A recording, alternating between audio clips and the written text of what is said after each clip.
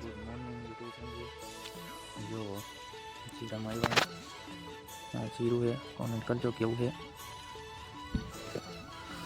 જીરામાં આમ કે કંઈ ઉપાધિ છે એવું તો હોય નહીં નાનેથી, પણ મેન વાંધો આમાં જ્યારે હોકારો કે કાર્યું એવું આવે ને ત્યારે એને બધું જીરું આપણું પાછું પડતું છે। જેમ કે હજી અમુક છોડવામાં સુકાય જ છે।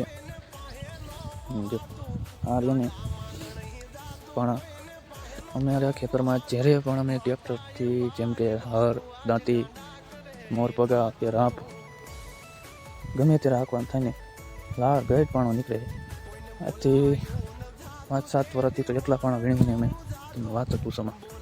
જો ભૂંડ આવી ગયા અમારા વાડીમાં, ભૂંડ જોઈએ ને ભૂંડ બહુ આવે। મગફળી હતી એમાં પહેલાં, એટલે ઓમથી પહેલાં વાવી હતી અને પછી જીરું વાવ્યું। જીરામાં મગફળી કાઢીને જીરું વાવ્યું તો હજી આવું છે।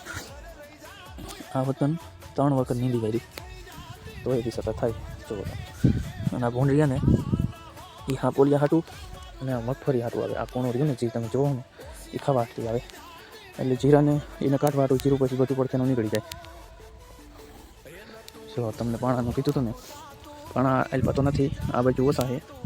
આમાં ઓલી બાજુ હાલો તમને હું બતાવું કે કેટલા પાણા કાઢ્યા છે। લાગે પણ આમાં તમને દેખાતા જશે ઝીણા ઝીણા, મોટા મોટા તો જો કે વીણી લીધું, પણ નાના નાના તો રહી જાય। હાલો આગળ તમને બતાવું તમારું જીરું કેવું છે જરા કોમેન્ટ તો કરી નાખજો। અને આ મારો પહેલો બ્લોગ એવો ચાચી માહિતી ભાઈ એને થોડોક સપોર્ટ ને કરતા રહેજો કાંઈક।